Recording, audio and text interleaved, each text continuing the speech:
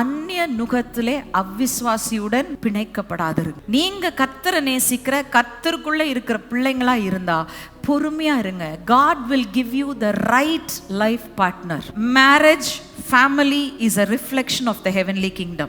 நீங்க தேவனை பிரதிபலிக்கணும்னு நினைக்கிறீங்களா?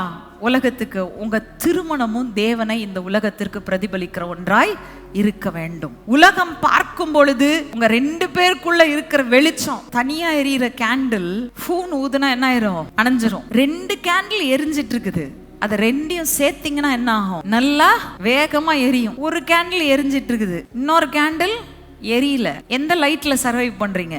ஒரே லைட்ல தான் சர்வைவ் பண்ணிட்டு இருக்கீங்க. விளங்குதா? அதை அணைச்சி போடுறது ரொம்ப ரொம்ப ஈஸி. தயவு செய்து ஞாபகம் வச்சுக்கோங்க.